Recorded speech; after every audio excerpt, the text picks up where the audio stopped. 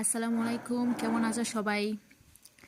বছর প্রায় শেষ হওয়ার পথে এবং অলরেডি বুবলিকে নিয়ে নিউজ চ্যানেলগুলো নিউজ করা শুরু করে দিয়েছে, যেটা আমরা আগের বছরও দেখেছি এবং বেশ কয়েক বছর ধরে দেখে আসছি। যেমন বুবলি ভরসা, বুবলি ইন্ডাস্ট্রির একমাত্র নায়িকা, যে সবচেয়ে বেশি আলোচিত, বুবলি সবচেয়ে জনপ্রিয়, Bubly star of the year, আরও অনেক ধরনের নিউজ আমরা বুবলিকে নিয়ে দেখেছি।